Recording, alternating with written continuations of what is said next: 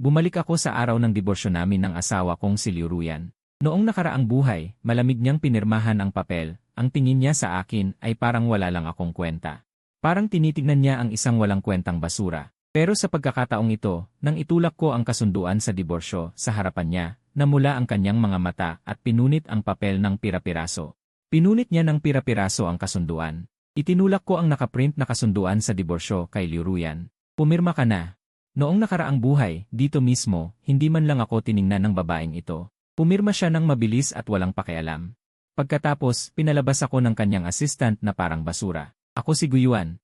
Isang walang kwentang lalaking nagpakasal sa pamilya Liu. Ito ang tatak na ibinigay sa akin ng buong mataas na lipunan ng lungsod ng yon. At ang nagbigay ng tatak na ito sa akin ay ang aking asawa sa harapan ko, si Liu Ruyan. Suot niya ang isang puting suit na maayos ang pagkakagawa. Ang kanyang mahabang buhok ay nakataas na nagpapakita ng kanyang mahabang leg. Wala ni isang ekspresyon sa kanyang mukha na kayang pabagsakin ang mundo. Ang kahulugan na bumabalot sa kanyang mga mata ay kayang magpalamig sa natitirang hangin. Akala ko, kung magsisikap ako, matutunaw ko ang yelong ito. Ngunit ang 3 taong kasal. Ang tanging kapalit ay walang katapusang pagwawalang bahala at kahihiyan. Hinahamak niya ako mula sa kaibuturan. Naiinis siya sa akin. Alam ng buong mundo, hanggang bago ako mamatay. Saka ko lang nalaman na mayroon pala siyang laging iniidolo mula pa noon. At ako.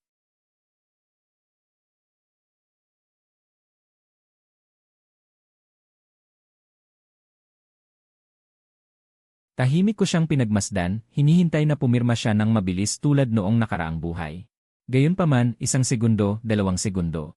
10 segundo. Hindi gumalaw si Liu Ruyan. Ang kanyang mga mata na laging tahimik at walang kibo. Sa sandaling ito ay nakatitig sa akin ng mariin. Sa loob nito'y may mga emosyong hindi ko maintindihan. Pagkabigla, sakit at kaunting pag-aalala. Kumunot ang aking noo. Maaaring nagkamali ako. Liu Ruyan, tingnan mong mabuti. Kasunduan sa diborsyo ito. Pinapaalalahanan ko siya. Kahit na tinapik ko ang mesa gamit ang aking mga daliri. Malaya ka na. Pwede mo nang hanapin ang iyong iniidolo. Iniidolo, ungol niya. Biglang nawala ang lahat ng kulay sa kanyang mukha. Sa susunod na segundo, gumawa siya ng isang aksyon na hindi ko inaasahan. Bigla siyang tumayo. Ang kanyang mga kamay ay nakapatong sa mesa, ang katawan ay nakasandal. Ang kanyang magagandang mata ay mabilis na napuno ng luha. Nakatitig ng mariin sa akin. Hindi ako pipirma. Ang kanyang boses ay may bahid ng panginginig at pagkasakal.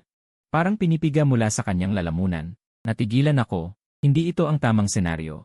Noong nakaraang buhay, gusto niya akong paalisin agad. Ano ang sinabi mo? Inakala kong mali ang aking narinig. Sabi ko, hindi ako pipirma. Inulit ni Liu Ruyan, mas malakas ang kanyang boses. Iniabot niya ang kanyang kamay. Sinunggaban ang kasunduan sa diborsyo at pinunit ito. Puti ang papel, itim ang tinta. Sa aking harapan, pinunit ito ng pira-piraso. Parang hindi pa siya kontento, kinuha niya ang mga piraso. Nilukot ng mariin at inihagis sa basurahan. Pagkatapos gawin ang lahat, ang kanyang dibdib ay humihinga ng malakas. Mamula-mula ang kanyang mga mata na nakakatakot. Ang luha ay umiikot sa kanyang mga mata. Ngunit matigas ang loob na ayaw nitong tumulo. Ang hitsura niya, hindi katulad ng isang babaeng negosyante na parang yelo. Sa halip, parang isang batang babae na inagawan ng candy. Guyuan, ano ang ibig mong sabihin? Tinatanong niya ako, ang boses ay may halong iyak. Bakit mo ako gustong diborsyuhin? Nagulat ako sa biglaang pagbabagong ito. Ano ang nangyayari? Nagdulot ba ng butterfly effect ang aking muling pagsilang? O kaya naman, si Liu Ruyan sa harapan ko ay katulad ko rin. Isang walang katotohanang ideya ang pumasok sa aking isipan. Tinesting ko siya. Naalala mo rin ba? Ang katawan ni Liu Ruyan ay biglang nanigas. Biglang lumiit ang kanyang mga pupil. Hindi siya makapaniwalang tumingin sa akin. Ang kanyang mga labi ay bahagyang nanginginig. Ngunit wala ni isang salita ang masabi. Sa nakikita kong reaksyon niya, sobrang pagkabigla ang naramdaman ko. Muling nabuhay din siya. Parang naging solid ang hangin. Kaming dalawa ay nagtitigan lang. Ang mga mata ng bawat isa ay puno ng malaking alon. Sa totoo lang, hindi lang ako ang may masakit na alaala. Ang apoy na lumayo sa akin, ang masakit na paghihirap na nakakasira ng puso. Ganoon din ba siya? Sa wakas, nabawi ni Liu Ruyan ang kanyang boses, ngunit ito'y paos at mahirap. Bumalik ka rin ba? Tumango ako. Sobrang komplikado ang aking nararamdaman. Ano bang biro ito ng tadhana? Binuhay ako muli, ngunit ibinalik din ang babaeng ito na pinakagusto kong takasan. Nang makuha niya ang aking kumpirmasyon, parang nawalan ng lakas si Liu Ruyan. Umuga ang kanyang katawan at bumagsak sa upuan. Yumuko siya. Hindi ko makita ang kanyang ekspresyon. Ang nakikita ko lang ay ang kanyang kamay na mahigpit na kumakapit sa damit. Pumuti ang kanyang mga daliri dahil sa lakas ng pagkakapit. Ang opisina ay naging tahimik na parang patay. Hindi ko alam kung ano ang sasabihin. Ang sama ng loob mula sa nakaraang buhay ay nanatili pa rin sa aking dibdib. Ngunit nang makita ko siyang mahina sa sandaling iyon, tila may pumipigil sa aking galit, hindi ito mailabas. Matagal bago niya itinaas ang ulo, ang luha sa kanyang mga mata ay natuyo na. Ang natitira na lamang ay matinding kalungkutan at pagsisisi. Paumanhin, sabi niya sa akin. Bawat salita ay binibigkas niya ng marahan. Natigilan ako. Si Liu Ruyan. Ang babaeng iyon na laging nasa itaas, hindi yumuyuko sa sinuman, ang ice-cold sea, ay humihingi ng tawad sa akin. Ito ay mas hindi kapanipaniwala kaysa sa kanyang muling pagsilang. Paumanhin. Ngumisi ako, naglabas ng malamig na tawa. Si Liu. Ano ang kailangan mong ipagpaumanhin sa akin? Hindi ba't lagi mo akong hinahamak, itong palamunin? Ngayon, kusang loob akong umalis para mabuo kayo ng iyong white moonlight. Dapat kang matuwa. Walang white moonlight, putol niya sa akin nang nagmamadali, nanginginig ang boses. Wala talagang white moonlight, wala. Para akong nakarinig ng pinakamalaking biro. Liu Ruyan, pareho tayong namatay na. Magpapanggap ka pa ba sa harap ko? Masasabi mo bang wala sa puso mo si Lin Yuang? Lin Yuang. Ang tinatawag niyang mabuting kapatid na lalaki, at siya rin ang huling dayami na dumurog sa akin sa nakaraang buhay. Hindi ko makakalimutan noong pinagtatawanan ako ng lahat. Si Liu Ruyan naman ay nakikipagbiruan kay Lin Yuang sa harap ng media, binabanggit ang tatlong salitang Lin Yuang, lalong namutla ang mukha ni Liu Ruyan. Gumalaw ang kanyang mga labi, tila may gustong ipaliwanag, ngunit nauwi lamang sa isang mapait na ngiti. Guyuan, sa nakaraang buhay, ako ang mali. Bumaba ang boses niya, may kaunting pagsusumamo. Bigyan mo ako ng isa pang pagkakataon. Sige na, huwag tayong magdiborsyo. Maganda tayong magsama. Maganda? Tiningnan ko siya, pakiramdam ko ay katawa-tawa at walang saysay. Saan ka nagpunta dati? Ngayon lang nagsisisi pagkatapos mamatay ang tao. Liu Ruyan, sa tingin mo posible yon? Tumayo ako. Tumingin ako sa kanya mula sa itaas. Sawa na ako sa iyong pagiging malamig, sawa na sa pagmamataas ng pamilya ninyo Liu. Higit sa lahat, sawa na akong mabuhay sa ilalim ng iyong anino. Sa buhay na ito, gusto ko nang mabuhay para sa sarili ko. Pagkasabi nito, hindi ko na siya tiningnan at tumalikod na ako para umalis. Guyuan, sumigaw siya ng matinis sa likod ko. Huminto ako saglit, ngunit hindi lumingon. Huwag kang umalis. Pakiusap, ang boses niya ay may mabigat na iyak, puno ng kawalan ng pag-asa at kababaang loob. Nanginginig ang puso ko, ang pamilyar na pakiramdam na siya ang nagkokontrol sa aking damdamin. Ay bumalik muli, hindi mahigpit kong kinurot ang aking palad. Ginamit ko ang sakit para manatiling malinaw ang isip. Guyuan, huwag ka nang maging tanga. Nakalimutan mo na ba kung paano ka namatay sa nakaraang buhay? Nakalimutan mo na ba kung paano kanya tratuhin? Ang babaeng ito ay lason. Hindi siya dapat galawin. Huminga ako ng malalim, binuksan ang pinto ng opisina nang hindi lumingon. Lumabas ako ng malalaking hakbang. Sa labas ng pinto, ang punong sekretarya ni Liu Ruyan. Si Assistant Chen ay may dalang kape. Nang makita akong lumabas, may bahid ng paghamak sa kanyang mga mata.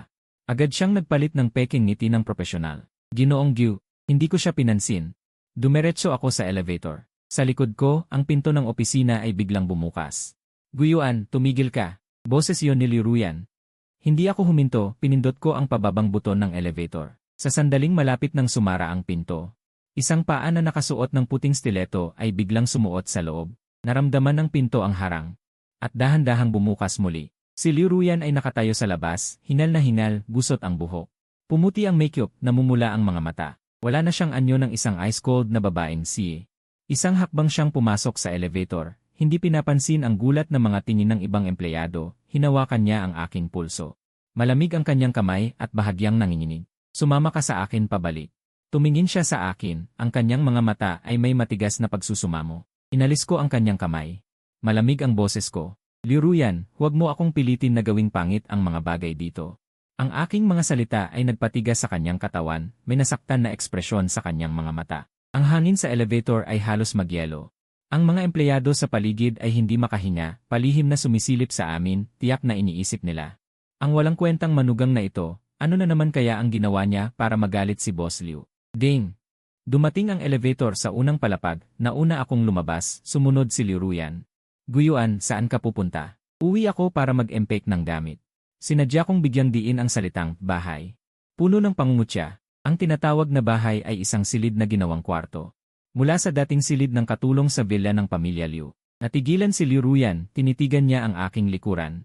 Nanginginig ang mga labi, ngunit sa huli ay hindi niya masabi ang mga salitang pamamaalam. Siguro alam din niya. Ang sakit na dulot ng nakaraang buhay ay hindi mabubura. Sa isang simpleng pasensya na. Ikatlong kabanata, bumalik ako sa villa ng pamilya Liu.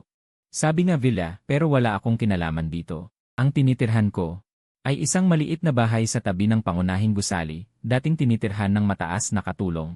Hindi malaki ang silid, pero kumpleto ang mga gamit. Sa loob ng 3 taon, halos lahat ng oras ko ay ginugol ko dito. Ang mga katulong ng pamilya Liu ay laging may halatang paghamak sa kanilang tingin. Sa kanilang paningin, ako, ang manugang na naninirahan sa bahay ng asawa, ay mas mababa pa sa Alaskan malamut na pinangalan ng General. Nag-empeke lang ako ng ilang gamit, wala naman talagang marami. Ilang damit na pamalit, isang lumang cellphone na ginamit ko ng maraming taon, at ilang libro tungkol sa paggawa ng alak. Isinalansan ko ang mga ito sa isang maleta. At hinila ito palabas ng silid. Sa bakuran, ang Alaskan malamuti na. Pinangalan ng General ay nakahiga sa damuhan, nagbibilad sa araw. Nang makita akong lumabas, tamad nitong itinaas ang mga talukap ng mata sa kamuling ipinikit. Para sa akin, ang nominal na amo ng bahay. Wala itong interes na kahit iwagayway ang buntot. Umiti ako ng mapait, hinila ang maleta at maghahanda ng umalis. Sa sandaling iyon, isang pulang Ferrari sports car ang humarurot papasok sa bakuran. Isang magandang pag-ikot at huminto ng matatag sa harapan ko. Bumukas ang pinto ng kotse. Isang babaeng nakasuot ng pink na damit, maganda at kaaya-aya ang mukha, ang bumaba, si Lin Xue. Pinsan ni Liu Ruyan, at ang tanging tao sa malamig na villa na ito na nagbigay sa akin ng kahit konting init. Kuya, saan ka pupunta? Nang makita ni Lin Xue ang maleta sa aking kamay, biglang nanlumo ang kanyang maliit na mukha at nagmamadaling tumakbo sa harapan ko. Xiaoyu. Ngumiti ako sa kanya, nagdiborsyo na ako ng pinsan mo at aalis na ako. Diborsyo. Sumigla ang boses ni Lin Xue, puno ng hindi makapaniwalang ekspresyon. Bakit? Pinsan ko pumayag siya. Hindi mahalaga kung pumayag siya o hindi, ang mahalaga, desisyon ko ito. Noong nakaraang buhay, pagkamatay ko, narinig ko ang mga nurse na nag-aalaga sa akin na nag-uusap. Tila si Lin Xue lang ang umiyak para sa aking kamatayan. Kaya sa kanya, laging may espesyal akong pagtingin. Hindi pwede. Ayaw kitang paalisin. Nag-alala si Lin Xue. Ibinuka ang kanyang mga braso upang harangan ako, na para bang sinasabing, kung gusto mong umalis, dumaan ka sa katawan ko Ang kanyang tindig. Kuya, nag-away ba kayo ng pinsan ko? Siya ay matigas ang labas pero malambot ang loob, huwag mo siyang pansinin. Sasabihin ko sa kanya ang masasakit na salita. Umiling ako, Xiaoyu, sarili kong desisyon ito. Wala siyang kinalaman. Paanong walang kinalaman? Naiinip na pumadyak si Lin Xue. Pinsan ko ba ang nangapi sa'yo? Sabihin mo sa akin, ako ang gaganti para sa'yo. Nang makita ang kanyang pag-aalala para sa akin, napuno ng init ang aking puso, boba. Ang usapin ng matatanda, huwag mong pakialaman, bata ka pa. Inabot ko ang aking kamay at ginulo ang kanyang buhok. Alagaan mo ang iyong sarili. Pagkasabi nito, umikot ako sa kanya. Naghahanda ng magpatuloy sa paglalakad. Guyuan, isang malamig na boses ang nanggaling sa likuran. Lumingon ako, nakita ko si Liu Ruyan na hindi ko alam kung kailan bumalik, nakatayo sa malapit. Maputla ang mukha habang nakatingin sa amin. Sa kanyang likuran, kasama niya ang assistant Chen na laging masama ang tingin sa akin. Pinsan, nang makita ni Lin Xue si Liu Ruyan, agad siyang tumakbo at hinawakan ang kanyang kamay. Pinsan, pakiusap mong kausapin si kuya. Makikipaghiwalay siya sa iyo at aalis na siya ng bahay. Dumako ang tingin ni Liu Ruyan sa maleta sa tabi ko. Dumilim ang kanyang mga mata. Huminga siya ng malalim at lumapit sa akin. Ang mga takong na sumasayad sa baldosang sahig ay may tiyak na tunog. Bawat yapak ay tila pumipintig sa aking puso, lahat ng gamit ay nakabalot na. Tumigil siya sa harapan ko, ang boses ay may bahid ng pamamaos. Kailangan talagang umalis, kailangan talagang umalis. Ang aking pagiging matigas ay unti-unting pumatay sa liwanag ng kanyang mga mata. Ilang saglit siyang natahimik, pagkatapos ay biglang nagsalita. Sige, kung gusto mong umalis, pwede. Ngunit isuot mo si General. Natigilan ako, hindi lang ako, pati na si Lin Xue at Assistant Chen ay natulala. Si General ay ang minamahal na aso ni Liu Yanru, labis niyang itinatangi. Kahit ang mga katulong ay hindi pinapalapit, ngayon ay ipinapaalis niya ito sa akin. Liu Yanru, anong laro na naman itong nilalaro mo? Pagsisiyasat kong tingin sa kanya. Wala akong nilalaro. Seryoso ang ekspresyon ni Liu Yanru. Mahal na mahal ka ni General. Ang asong si General na nasa damuhan ay biglang tumayo at lumapit sa akin na may masayang mga hakbang. Pagkatapos, sa harap ng lahat ng gulat ng mga mata, madali niyang ginamit ang kanyang malaking ulo ng aso upang kumiskis sa aking binti. Lin Xue. At halos mahulog ang panga ni Assistant Chen. Ito ba ay iyong Mataas na aso na walang pinapansin, si General. Kita mo, hindi ako nagkamali. Ang mga labi ni Liu Yanru ay bahagyang nagsimulang pumorma sa isang halos hindi napapansing kurba. Yumuko ako at tiningnan ang malaking aso sa aking paanan na biglang naging sobrang masigasig sa akin. Magulo ang aking isip. Ano ba ang nangyayari sa mundong ito? Ika-4 na kabanata. Sa huli, hindi pa rin ako nakaalis. Hindi dahil kay Liu Yanru ni dahil kay Lin Xiu, kundi dahil sa asong iyon na pinangalan ng General. Matigas niyang pinanghahawakan ang aking maleta. Na parang sinasabing, pwede kang umalis pero iwan mo ang maleta. Sinubukan kong makipag-usap sa kanya. Sinagot niya ako ng aw-aw 2 beses na nagsasabing hindi niya naintindihan. Sinubukan kong humila ng malakas, ang kanyang kagat ay napakalakas, muntik na akong mahila at matumba. Sa huli, pagod na pagod ako at pinagpawisan, ngunit ang asong iyon ay masigla pa. At nakikipaglaban sa akin. Si Lin Xiu ay tumatawa sa tabi at kumuha pa ng kanyang telepono upang kumuha ng ilang litrato na sinasabing ipapakita sa kanyang social media. May bahid din ng pagmamahal. Sigurado akong namamalikmata lang ako. Sa huli, sumuko na ako at nagsabi, sige na, sige na. Hindi na ako alis. Bitawan mo na, sigaw ko kay General. Ang mahiwaga ay pagkatapos kong sabihin yon, agad na binitiwan ni General ang kanyang panga. Pagkatapos ay iwinagayway ang kanyang buntot, tumakbo palapit kay Liu Yanru at tiningala siya. Parang humihingi ng papuri. Bumaba si Liu Yanru at hinimas ang ulo nito. Mababang boses na bumulong ng isang bagay. Malayo ako kaya hindi ko narinig. Ngunit nakita ko siyang ngumiti. Ang ngiting iyon ay napakaliit. Ngunit parang sinag ng araw sa taglamig, biglang nagliwanag sa kanyang malamig na mukha. Medyo napatanga ako. Nang mabalik ako sa aking sarili, namula ang aking mukha. At matigas ang dila na nagsabi, ganun lang, Kiray. Salungat ang sinasabi sa tunay na nararamdaman, namimiloso po si Lin Xiu pagkatapos ay bumulong sa akin. Kuya, huwag mong isipin na ang aking pinsan ay laging malamig.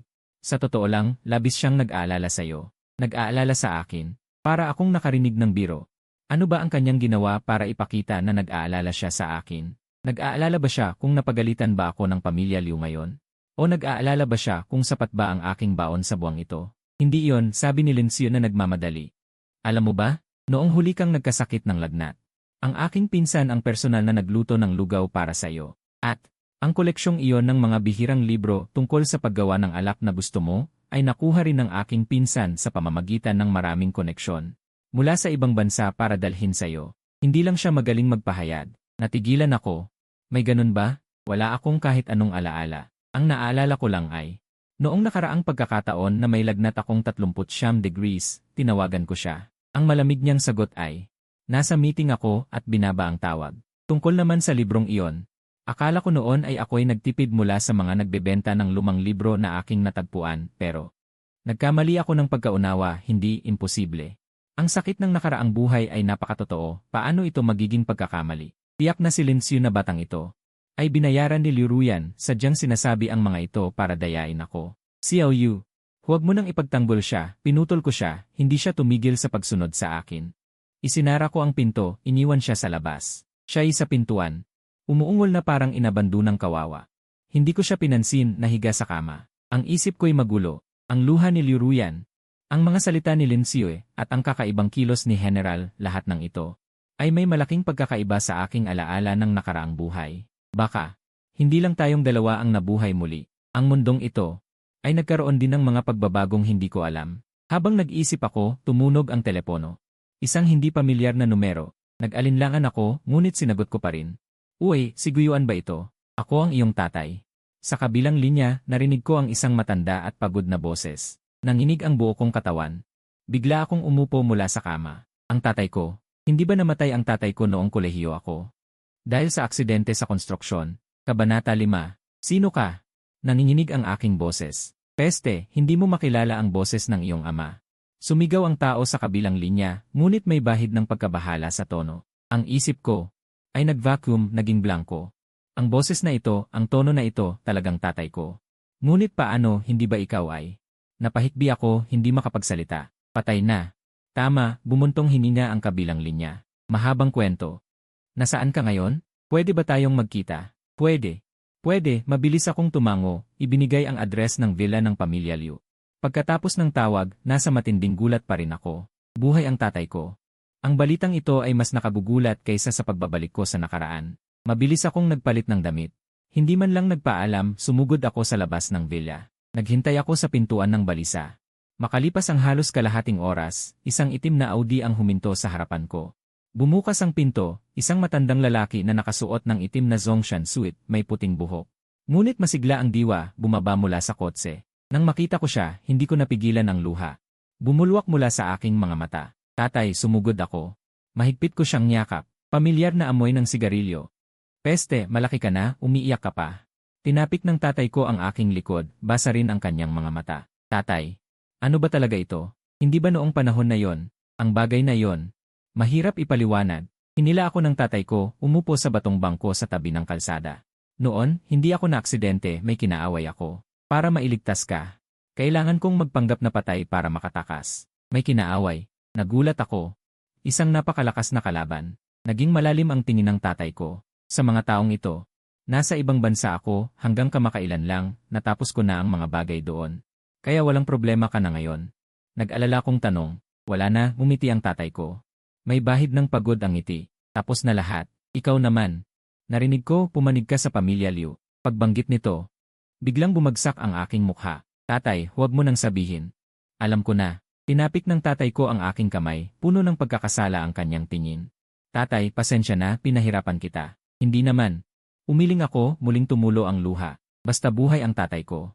Higit sa lahat, bobo. Inabot ng tatay ko sa bulsa ang isang bank card at idinikit sa kamay ko. May pera ito. Kunin mo muna ito at umalis ka sa pamilya ni Liu. Ang anak ni Gyu. Hindi pwedeng maging manugang na nananatili sa ibang bahay. Tinitigan ko ang itim na card sa kamay ko, natigilan. Tatay, saan mo nakuha ang ganitong kalaking pera? Naalala ko dati tayo ay mahirap. Nitong mga nakaraang taon, gumawa ako ng maliit na negosyo sa ibang bansa. Sabi ng tatay ko ng mahinahon. Hindi na ako nagtanong pa. Para sa akin, hindi mahalaga ang pera. Ang mahalaga, bumalik ang tatay ko. Matagal kaming nag-usap ng tatay ko. Hanggang sa gumabi na, saka umalis ang tatay ko. Pansamantala akong nakatira sa Junyu Hotel sa Yongcheng. Pwede kang pumunta sa akin kahit kailan. Paalala niya, gawin mo nang mabilis ang diborsyo. Wala nang kinalaman sa pamilya ni Liu. Mariin akong tumango. Dahil nasa likod ko ang tatay ko, lalong tumibay ang desisyon kong umalis sa pamilya ni Liu. Pagkaalis ng tatay ko, hawak ko ang itim na card, hindi mapakali ang aking damdamin. Ang buhay ko, tila mula sa sandaling ito, ay tuluyang magbabago. Bumalik ako sa villa, handang makipag-usap muli kay Liu Ruyan. Sa pagkakataong ito, puno ako ng kumpiyansa. Gayunpaman, pagdating ko sa pintuan ng sala, narinig ko mula sa loob ang matinding pagtatalo. Liu Ruyan, baliw ka ba? Para sa isang walang kwenta, lalaban ka sa pamilya Lin. Siya ang nanay ni Liu Ruyan, ang mapang-uyam kong biyanan, sa matalas na boses. Nanay, hindi siya walang kwenta. Sa boses ni Liu Ruyan, may pagod at determinasyon. At saka, kaibigan lang kami ni Lin Yuang. Hindi ko naisip na makasama siya. Kaibigan, akala mo ba 3 taong gulang ako? Kayo dalawa ay lumaki na magkasama, magkaibigan mula pagkabata. Sino ang hindi nakakaalam na nasa puso mo siya? Kung hindi lang pinilit ng lolo na kumuha ka ng manugang na nakatira sa inyo, matagal ka nang napangasawa sa pamilya Lin. Iyon ay nakaraan na. Ngayon ako ay asawa ni Guyuan. Gusto ko lang mabuhay ng maayos kasama siya.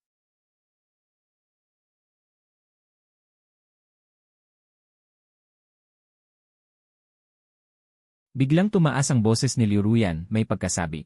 Hindi ko pinapayagan na sabihin mo siya ng ganyan. Siya ang asawa ko. Biglang tumahimik ang sala. Nakatayo ako sa labas ng pinto. Nakikinig sa usapan sa loob, halo-halo ang aking damdamin. Noong nakaraang buhay, sinabi rin ni Lixuemei ang parehong bagay. Noon, si Liu Ruyan ay nakikinig lamang ng malamig. Hindi tumutol ng kahit isang salita. Ngayon, para sa akin, nakipagtalo siya sa kanyang nanay. Anong nangyari sa babaeng ito? Kabanata 6. Hindi ako pumasok. Hindi ko hilig ang makinig sa dingding. Pero sa oras na ito, hindi ko alam kung bakit gusto kong malaman kung ano ang gagawin ni Liu Ruyan. Ang katahimikan sa sala ay hindi nagtagal. Muling tumaas ang matalas na boses ni Lixuemei, puno ng hindi paniniwala. Liu Ruyan, sinisigawan mo ako para sa isang tagalabas. Ako ang iyong nanay. Nanay, sasabihin ko muli. Hindi tagalabas si Guyuan. Siya ang aking asawa. Bumalik sa kalmado ang boses ni Liu Ruyan, ngunit may hindi mapag-aalinlangan ng determinasyon. Noong una ay nagkamali ako. Mula ngayon, pangangalagaan ko siya ng mabuti. Kaya, hinihiling ko sa iyo at kay tatay at sa lahat ng tao sa bahay. Igalang siya. Igalang. Isang walang kwenta na sinusuportahan ng pamilya Liu. Ano ang karapatan niya sa respeto? Ngumiti si Lixuemei. Dahil siya ang aking lalaki, si Liu Ruyan. Ang pangungusap na ito, sinabi ni Liu Ruyan ng matatag at tiyak. Nakatayo ako sa labas ng pinto, biglang tumibok ang puso ko. Aking lalaki, si Liu Ruyan. Ang pangungusap na ito, mula sa kanyang bibig, paano ito naging? Napakalakas ng epekto. Talagang naliligaw ka ng isip. Wala akong pakialam. Kailangan mong makipaghiwalay agad sa walang kwentang iyon at maghanda para sa pakikipagkasunduan kay Yuang. Nakausap ko na ang pamilya Lin, hindi ako makikipaghiwalay. Ang tono ni Liu Ruyan ay kalmado pa rin. Tungkol kay Lin Yuang, ako mismo ang magpapaliwanag sa kanya. Nanay, pagod na ako, gusto kong magpahinga. Pagkasabi, narinig ko ang mga yabag, tila si Liu Ruyan ay naghahanda pumunta sa itaas. Tumigil ka. Sumigaw si Lixuemi sa likuran, Liu Ruyan, kung maglalakas loob ka para sa basurang iyon na. Kung gagawin mo iyan, ituturing kitang hindi na anak. Saglit na tumigil ang mga yabag. Nanikip ang aking dibdib, hindi ko sinasadyang hinawakan ang aking paghinga. Ang iyong pagiging anak na mapagmahal kay Liu Ruyan. Haharap sa ganitong banta, siya ba ay susuko? Makalipas ang ilang segundo. Narinig ko ang kanyang malamig ngunit matatag na tinig, kaya ikaw, Pagkatapos niyang sabihin. Muling umalingaw-ngaw ang mga yabag, papalayo ng papalayo. Sa loob ng sala. Tanging ang mabigat na paghinga ni Lixuemi ang natitira, at ang malinaw na tunog ng mga pinggan na nababasag. Tahimik akong lumingon. Bumalik sa aking maliit na silid, ang aking puso ay parabang isang bote ng 5 pampalasa na nabaligtad. Hindi ko masabi kung anong lasa. Tila may bahid ng pagkaantig. Pagkatapos ng lahat, ito ang unang pagkakataon na si Liu Ruyan, para sa akin, ay hayagang sumalungat sa kanyang pamilya. Ngunit higit pa rito ang pagdududa at pag-ingat. Ang isang tao ba, dahil lamang sa muling pagsilang, ay magbabago ng 180 degree. Ang sakit ng nakaraang buhay ay nasa harap ko pa, hindi ako madaling maniwala.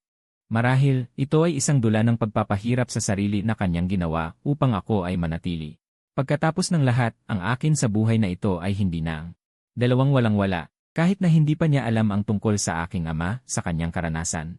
Baka may napansin na siya. Nahiga ako sa kama, paulit-ulit na hindi makatulog. Sa isip ko, minsan ang mga matang may luha ni Liu Ruyan, minsan ang maputlang mukha ng aking ama. Sa sandaling malapit na akong makatulog, biglang may mahinang katok sa labas ng pinto, tok-tok-tok. Napaigtad ako. Umupo ako, sino? Walang tunog sa labas ng pinto. Nagkunot ang aking noo, inakala kong nagkamali lang ng dinig. Tok-tok-tok. Muling tumunog ang katok, mas mahina kaysa kanina, parang natatakot na magising ang iba. Isuot ko ang aking damit, lumakad sa pinto, at tumingin sa labas sa pamamagitan ng peephole. Sa ilalim ng ilaw ng pasilyo, nakatayo ang isang pamilyar na anyo, si Liu Ruyan. Pinalitan niya ang kanyang profesional na suit, at nagsuot ng isang sutlang pantulog, ang kanyang mahabang buhok ay nakalugay sa kanyang mga balikat. Walang pampaganda, kaunti ang kanyang karaniwang lamig, higit ang init ng tahanan. Sa kanyang kamay ay may dalang tray, kung saan may isang mangkok ng mainit na bagay. Ganito na hating gabi. Ano ang gagawin niya rito? Nag-aalangan ako kung dapat kong buksan ang pinto. Si Liu Ruyan sa labas ng pinto ay tila medyo kinakabahan. Nakayakap siya sa tray at patuloy na kinakaskas ang sahig gamit ang dulo ng kanyang sapatos. Paminsan-minsan ay tumitingin siya sa aking pintuan. Ang kanyang mga mata ay puno ng pag-asa at pagkabalisa. Ganoon ang itsura niya. Parang isang dalagang umiibig, naghihintay ng tugon mula sa kanyang iniibig. May kumilos sa aking puso. Tila may demonyong gumabay sa akin upang buksan ang pinto. Hindi inaasahan ni Liu Ruyan na mabilis ko itong bubuksan kaya siya ay nagulat. Nayanig ang tray sa kanyang kamay, may konting sabaw na tumapon. Nasunog siya. Huminga siya ng masakit. Ayos ka lang ba? Hindi ko namalayan na hinawakan ko ang kanyang pulsuhan. Mainit ang kanyang kamay at namula ang likod ng kanyang kamay. Ayos lang ako. Umiling si Liu Ruyan at inilahad ang tray sa akin. Iniiwas niya ang kanyang mga mata, hindi ako matingnan. Nagluto ako ng sabaw para sa'yo para lasing. Uminom ka ba ng alak kagabi? Natigilan ako. Hindi naman ako uminom ng alak. Agad kong naunawaan na ginagawa lamang niya itong dahilan para sa kanyang pagbisita sa hating gabi. Sa pagtingin ko sa kanyang mainat na pag-ugali, bigla ko nalang nakitang nakakatawa ito. Ito ba yung babaeng nasa larangan ng negosyo na walang awang pumapatay? Pasok ka. Lumihis ako. Pumasok siya sa loob. Ito ang unang pagkakataon na tumuntong siya sa aking silid. Ika-7 kabanata. Pagpasok ni Liu Ruyan sa aking maliit na silid, siya ay tila hindi mapalagay. Tumingin siya sa paligid, pinagmamasdan ang maliit at payak na silid. May komplikadong damdamin na sumilay sa kanyang mga mata. Dito ka nakatira? Mahina niyang tanong. May bahagyang panginginig sa kanyang boses na hindi madaling mapansin. Kung hindi, saan pa? Kinuha ko ang tray mula sa kanya at inilagay sa mesa. Pabalang ang aking tono. Hindi mo naman inaasahan, binibining Liu, na ako, itong asawang nanunuluyan. ay makakatira sa silid panauhin ng pangunahing gusali, hindi ba? May kagat ang aking mga salita. Namutla si Liu Ruyan. Ibinaba niya ang kanyang ulo, parang batang nagkasala. Pasensya na. Muli ang tatlong salitang iyon. Naiirita na akong marinig ang mga ito. Liu Ruyan, kung ang alam mo lang sabihin ay ang mga salitang iyon, maaari ka nang umuwi. Hinila ko ang upuan at umupo. Inamoy ko ang tinatawag na sabaw para sa hangover. Ito ay lugaw na may hipon at scallop, napakabango. Ito ang paborito kong lasa. Si Liu Ruyan ay natahimik dahil sa sinabi ko, hindi makapagsalita ng matagal. Tumayo siya roon, walang magawa, mukhang kaawa-awa. Napawi ang aking hindi maipaliwanag na galit. Maupo ka. Tumuro ako sa upuan sa tapat. Para siyang pinatawad, maingat na umupo sa tapat ko. Ang mga kamay niya sa tuhod, tuwid na nakaupo, parang estudyante na naghihintay sa guro. Hindi ko siya pinansin, nagpatuloy ako sa pag-inom ng lugaw. Maganda ang pagkakaluto. Tama ang apoy, malambot ang kanin, sariwa at matamis ang seafood. Sunod-sunod kong subo, mabilis kong natapos. Kailangan kong aminin. Talagang masarap. Nang makita niyang natapos ako, lumiwanag ang mga mata ni Liu Ruyan. Parang nakakuha ng malaking lakas ng loob. Masarap ba? Tanong niya nang may pag-aalinlangan. Okay lang, sabi ko, ibinaba ang mangkok, pinunasan ang bibig. Pareho pa rin ang tono, ngunit alam ko lang na ang puso ko. Hindi na kasing tahimik ng itsura. Ang mga salita ni Lin Xiu ay umuulit sa isip ko. Posible bang ang lugaw na ininom ko noong may sakit ako ay talagang siya ang nagluto? Guyuan, naglakas loob si Liu Ruyan, tumingala sa akin. Maaari ba tayong mag-usap? Ano ang pag-uusapan? Kung paano ako pinagalitan ng nanay mo bilang walang kwenta? O tungkol sa childhood friend mong si Lin Yuang, ang dahilan kung bakit ako lumalapit sa kanya? Ay dahil akala ko hindi mo ako gusto. Naisip ko nagalitin ka. Galitin ako. Muntik na akong tumawa. Director Liu, masyado mo bang iniisip ang sarili mo? Sa tingin mo magmamalasakit ba ako? Ang aking mga salita, parang kutsilyo. Tumagos ng malalim sa kanyang puso. Agad na namutla ang kanyang mukha, nanginginig ang labi. Walang kahit isang salitang masabi. Sa kanyang nasasaktang anyo, wala akong kasiyahan. Sa halip ay may awa. Damn it, sinisi ko ang sarili ko. Guyuan, kailan ka naging mahina ang loob? Tama na. Gabi na. Umuwi ka na. Tumayo ako. Nagdesisyon ako. Natatakot akong manatili pa sa kanya dahil ang hirap kong itinayong psychological defense ay babagsak na. Hindi gumalaw si Liu Ruyan. Tiningala niya ako na may mapupulang mga mata at ang boses niya ay may pagsusumamo. Guyuan, huwag mo akong palayasin, please, sabi niya. Bigla siyang tumayo at mula sa likod ko, niyakap niya ang bewang ko. Nanigas ang buong katawan ko. Dumikit ang mukha niya sa likod ko. Ang mainit na hininga niya sa pamamagitan ng manipis na pantulog ay dumating sa balat ko. Malinaw kong naramdaman ang lambot ng katawan niya.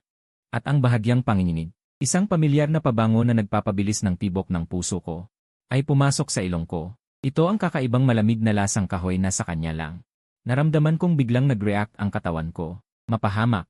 Ang katawan na ito ay masyadong bata at masyadong tapat. Liu Ruyan, bitawan mo ako. Sinubukan kong kumawala at ang boses ko ay nag-iba na.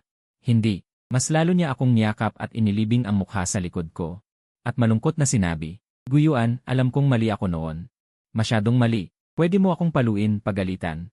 Gawin mo kahit ano sa akin, basta huwag mo lang akong iwan. Ang boses niya ay puno ng pag-iyak.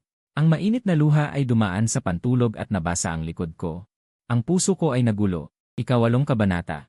Hindi ko siya naitulak palayo sa huli. O sa totoo lang, sa kaibuturan ng puso ko, ay hindi ko siya gustong itulak. Nanatili akong matigas na nakatayo, hinayaan ko siyang yakapin ako mula sa likod. Naramdaman ko ang init at panginginig ng kanyang katawan. Wala sa amin ang nagsalita. Sa kwarto, tanging ang kanyang pipigil na hikbi ang naririnig at ang tibok ng puso naming dalawa. Matapos ang mahabang panahon, unti-unting tumigil ang kanyang pag-iyak. Guyuan. Nasa likod ko siya at mahinahong nagsalita. Naalala mo pa ba ang una nating pagkikita? Natigilan ako. Unang pagkikita. Iyon ay noong isang araw bago tayo magpakasal. Sa aklatan ni Lolo Liu. Noon, suot niya ang puting suit para siyang isang mapagmataas na reyna. Malamig niyang sinabi sa akin, hindi ko alintana kung ano ang iyong layunin.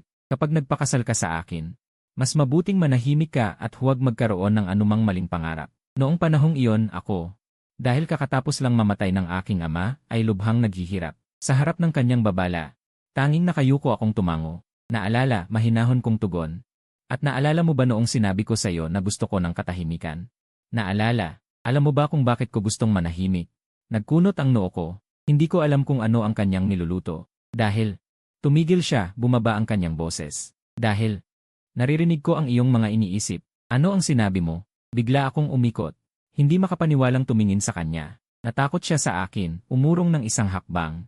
Ngunit hindi pa rin binitawan ang aking kamay. Naririnig ko ang iyong mga iniisip. Inulit niya ito, seryoso ang kanyang mga mata. Simula pa noong una tayong magkita. Naririnig ko na. Bumulong ang aking utak. Lubos akong nalito. Naririnig niya ang aking mga iniisip. Iyon ba? Anong kakaibang kalagayan ito? Kaya pala noong nakaraang buhay. Pakiramdam ko lagi niyang nababasa ang aking isipan. Kaya pala tuwing sumusumpa ako sa aking isip, lumalamig ang kanyang mukha. Kaya pala tuwing pinupuri ko siya sa aking isip, namumula ang kanyang tainga. Sa wakas, hindi lang ito guni-guni, kaya noong nakaraang buhay. Ang mga naisip ko, nahihirapan akong magsalita. Alam ko lahat. Tumango si Liu Ruyan, may pait na ngiti sa kanyang mukha. Alam ko na sa panlabas ay magalang ka sa akin, ngunit sa isip ay sinasabi mong wala akong puso. Alam ko na palihim mo akong tinawag na inang mapatay. Biglang namula ang aking mukha. Tapos na. Malaking kahihiyan. Ako. Alam ko rin. Namula rin ang mukha ni Liu Ruyan, mahina ang boses. Tuwing gabi, sa iyong isip, iniisip mo. Hindi niya natapos, ngunit ang kanyang nahihiyang ekspresyon ay nagsabi na ng lahat. Gusto kong mahulog sa lupa. Diyos ko, ano ba ang naisip ko noong nakaraang buhay? Iba't ibang kalokohan, lahat ay narinig niya. Nasaan na ang aking reputasyon? Kaya, tumingin ako sa kanya, biglang napagtanto ang mas malubhang problema. Noong nakaraang buhay, alam mo ang aking mga iniisip, bakit ka naging malamig sa akin? Alam mong gusto kita. Sa huli, bumaba ang aking boses. Noong nakaraang buhay, gusto ko siya. Kahit sinasabi ko ito sa aking isip, sa puso, totoo ang aking pag-ibig. Gusto ko ang kanyang kagandahan, ang kanyang kalayaan, ang kanyang seryosong mukha habang nagtatrabaho. Ngunit ang pag-ibig na ito, natatakot siyang ibaba ang kanyang ulo. Puno ng pagsisisi ang kanyang boses. Lumaki akong itinuro bilang tagapagmana. Sinabi ng aking ina sa akin. Ang damdamin ay kahinaan sa gabal. Hindi ako nangahas. Hindi ako nangahas na tumugon sa iyong pag-ibig. Natatakot akong mawala ang aking sarili. At, noong panahong iyon, naisip ko na ang iyong pag-ibig ay dahil lamang sa aking katayuan. Aking pera. Natakot na hindi ito totoo. Ang kanyang paliwanag ay sumakit ng husto sa aking puso. Kaya pala, sa ilalim ng malamig na balat na iyon, mayroong isang napakahina at sensitibong puso. At si Lin Yuang, tinanong ko pa rin ang pinakamahalagang tanong. Siya at ako talagang magkaibigan lamang. Agad na nagpaliwanag si Liu Ruyan. Noong nakaraang buhay, lumapit ako sa kanya, sa isang banda ay para painitin ka. Sa kabilang banda, para gamitin siya. Para tulungan ka. Tulungan ako. Napatigil ako. Tumango si Liu Ruyan, gusto mo raw noon.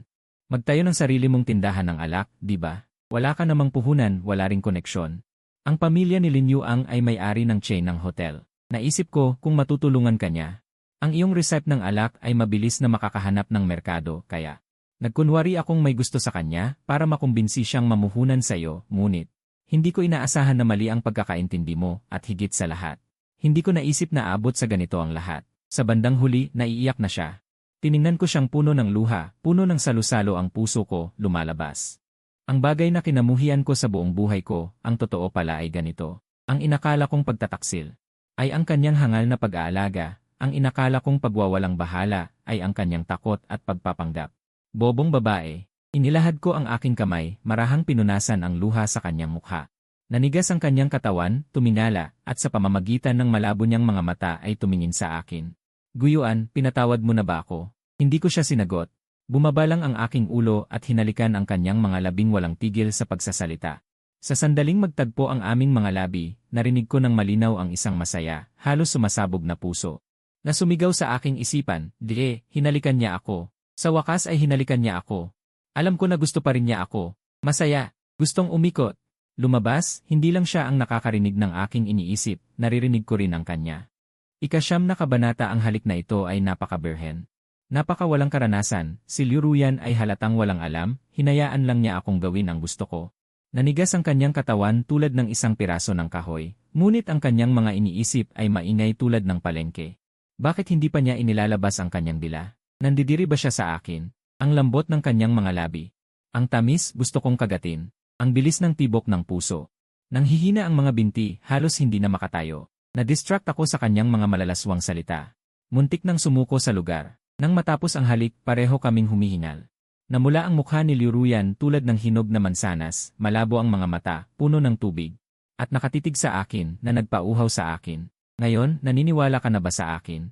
Hinaplos ko ang kanyang namumulaang pisngi, paos na tanong. Tumingin siya sa akin ng walang malay. Matagal bago siya nakareact at pumayag na parang sisiw na tumutusok, naniniwala na, naniniwala na. Ano man sabihin ni asawa, naniniwala ako. Ang galing ni asawa, asawa. Ang tawag na yon ay nagpaindak sa aking puso. Hindi ko napigilan na ibaba ang aking ulo. At halikan siya muli. Mula ngayon, bawal nang mag-isip ng kung ano-ano. Alam mo ba? Tango siya ng masunurin. Parang isang maamong pusa. Hinalikan ako ni asawa. Hinalikan niya ako muli. Ubus na ang energy ko, kailangan ko ng mahinang yakap at buhat para makabawi. Sobra naman ang drama ng babaeng ito.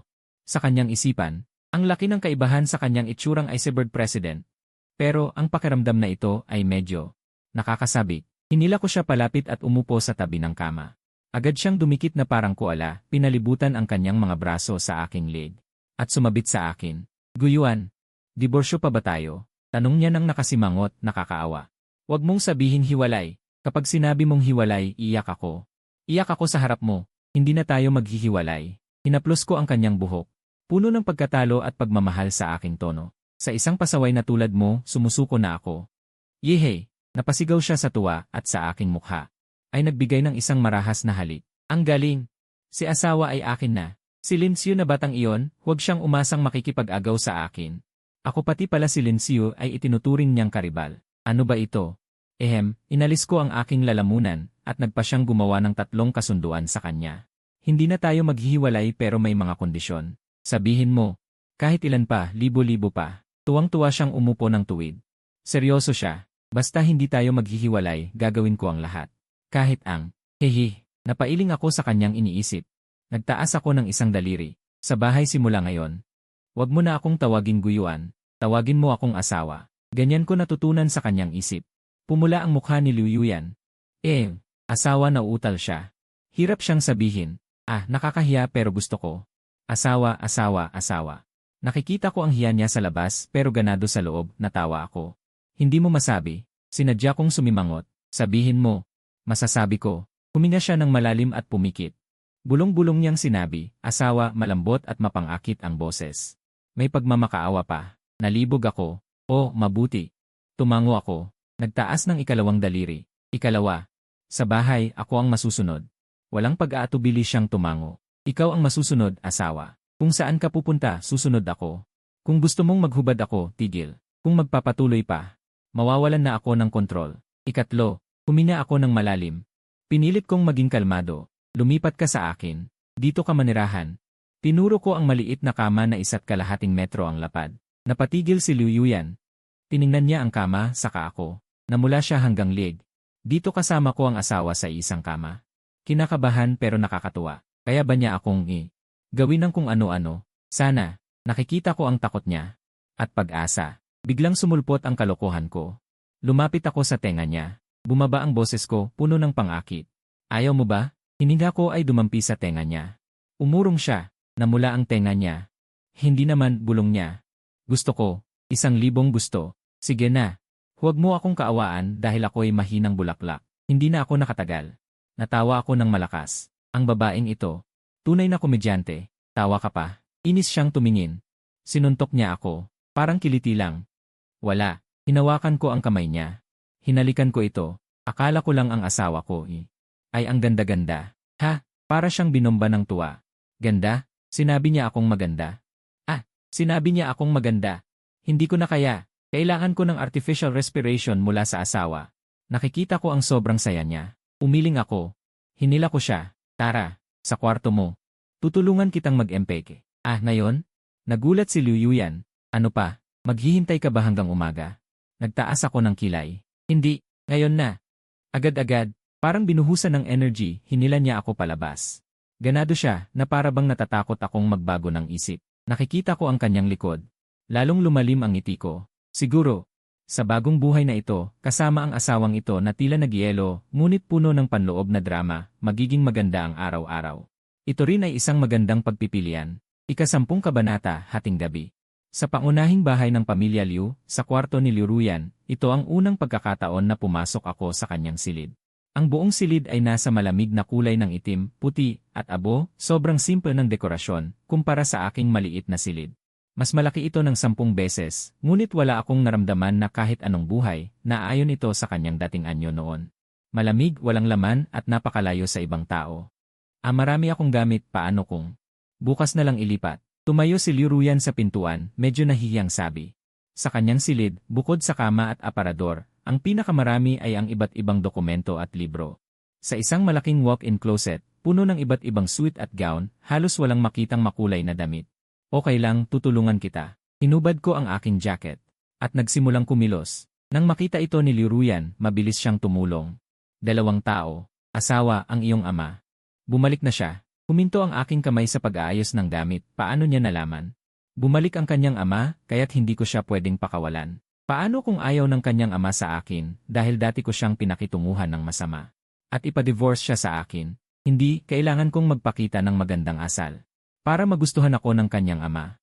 Ito pala ang kanyang alalahanin, natawa ako sa loob. Ngunit hindi ko ipinakita sa mukha. Bumalik na siya. Si Tito, ano siyang klase? Madali bang pakisamahan? Maingat siyang nagtanong, ano ang gusto niya? Sigarilyo? Alak? Sa antike? Sulat kamay. Bukas ay maghahanda ako agad. Dapat pasayahin ko ang biyenan. Nang makita ko ang kanyang mukha na parang may malaking problema, bigla kong nais na biruin siya. Ang tatay ko, sinadya kong pahabain ang boses, ay hindi masyadong mabait. Lalo na ang galit sa mga taong hindi maganda ang pakikitungo sa kanyang anak. Biglang pumuti ang mukha ni Liu Ruyan. Tapos na, tiyak na mamamatay na ako, dati ko siyang pinakitunguhan ng napakasama. Tiyak na hindi ako magugustuhan ng kanyang ama. Ano ang gagawin? Dapat ba akong pumunta ngayon at humingi ng tawad na may dalang tinik? Nang makita ko siyang halos umiyak sa kaba, hindi ko na napigilan at napatawa ako. Niloloko lang kita. Inabot ko ang aking kamay at pinisil ang kanyang pisngi, mabait ang tatay ko. Huwag kang kabahan. Natigilan si Liu Ruyan, matagal bago niya na-realize na niloko siya. Galit siyang tumingin sa akin, ang kanyang mga mata ay namumula, napaka-cute.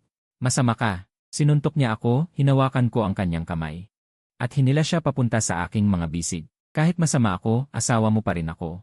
Iniyuko ko ang aking ulo at hinalikan siya sa labi, biglang nawala ang kanyang galit. Tahimik siyang sumandal sa aking mga bisig. Ang kanyang mga labi ay hindi mapigilang ngumiti. Yumakap sa akin ang asawa ko. At hinalikan pa ako. Ang sarap. Sana maging mas masama pa siya ng kaunti. Hehehe, ang utak ng babaeng ito, hindi ba pwedeng mag-isip ng malusog na bagay? Nag-away-away kaming dalawa, umabot ng mahigit 1 oras bago namin naayos ang kanyang mga gamit. 2 malaking maleta, halos lahat ng kanyang araw-araw na gamit ay nailagay na. Tara, asawa ko, bumalik na tayo sa ating sariling kwarto. Isang kamay bawat isa, madali kong binuhat ang 2 maleta, at kinindatan siya. Sumunod si Liu Ruyan sa likod ko, parang maliit na buntot. Kami ay magkasunod, lantaran na lumabas mula sa pangunahing bahay, patungo sa maliit na silid. Sa daan, nakasalubong namin ang tagapamahala ng pangunahing bahay. Nang makita ng tagapamahala na bitbit ko ang maleta ni Liu Ruyan. At si Liu Ruyan ay nakayakap na parang ibon sa akin, halos lumuwa ang kanyang mga mata. Binibini, ano ito? Lilipat ako upang tumira kasama ang empleyado. Mahinahong inanunsyo ni Liu Ruyan, ngunit may bahid ng pagmamayabang sa kanyang boses. Bumagsak ang panga ng tagapamahala. Sa mukha ng tagapamahala na parang nakakita ng multo. Nadama ko ang sobrang saya. Dati kayo ay humahamak sa akin, ngayon. Ang inyong binibini, akin na. Bumalik sa aking maliit na silid. Inayos ko ang kanyang mga gamit ng paisa-isa, ang dating simpleng silid, dahil sa mga babaeng gamit na ito. Biglang naging maaliwalas at mainit. Ayos, tapos na. Pumalakpak ako, tumingin sa bagong ayos na silid, at tumango ng may kasiyahan. Si Liu Ruyan ay nakatayo sa tabi, pinapanood ang lahat ng ito, ang kanyang mga mata ay medyo namumula. Salamat, asawa. Lumapit siya. Yumakap siya sa akin mula sa likod. Bakit ka magpapasalamat? Mag-asawa tayo. Hindi ba? Lumingon ako, tamad na tamad. Matulog na. Tinapik ko ang kanyang likod. Engan. Binitawan niya ako, lumakad sa kama, binuksan ang kumot. Humiga siya sa loob. Pagkatapos, tinapik niya ang bakanting lugar sa tabi niya. Nakatingin sa akin na may maningning na mga mata. Ang titig na iyon ay puno ng pag-asa at anyaya. Naramdaman kong biglang natuyo ang aking lalamunan. Ngayong gabi, tiyak na isang gabing walang tulog. Huminga ako ng malalim at lumakad sa kama. Humiga ako sa tabi niya. Pagkahiga ko, para siyang pugita. Kumapit siya sa akin. Ang kanyang mga binti ay natural na nakapatong sa aking mga hita. Ang kanyang maliliit na kamay ay hindi mapakali, hinawakan ako sa kung saan. Asawa, ang ganda ng katawan mo. Lumapit siya sa aking tainga, hiningang parang orkidyas. May 8-pack abs ka ba? Habang sinasabi iyon, ipinasok niya ang kanyang kamay sa aking padyama. Hinahaplos ang matitigas na ebis pabalik-balik. Nanginig ako ng buo. Naramdaman kong biglang dumaloy ang dugo sa isang hindi masabi na bahagi. Wow! Meron talaga. Ang tigas. Ang sarap ng pakiramdam. Gustong dilaan. Ako itong babae. Naglalaro ng apoy. Hinawakan ko ang kanyang makulit na kamay, binaligtad ko siya at pinailalim. Boses na paos na hindi maipaliwanag. Liru yan, alam mo ba? Ano ang ginagawa mo? Nagulat siya sa biglaan kong kilos, ngunit pagkatapos. Isang nakakabighaning ngiti ang lumitaw sa kanyang mukha. Iniunat niya ang kanyang mga braso at pinalibot sa aking leg. Kusang lumapit at hinalikan ang aking lalagukan. Alam ko. Dinilaan niya ang kanyang mga labi, malabo ang mga mata, mapangakit na boses. Inaakit kita, asawa. Ang huling hibla ng katinuan sa aking isipan. Pumutok ng may tunog. Bahala na. Ipinanganak muli sa mundong ito. Bakit magpapanggap pa na isang Ginoo? Ngayong gabi, maganda ang tagsibol, tamang sandali. Paano ko sasayangin? Ibinaba ko ang aking ulo at hinalikan siya ng marugdog. Sa labas ng bintana, makapal ang liwanag ng buwan. At ang aming kwento. Kasisimula pa lang.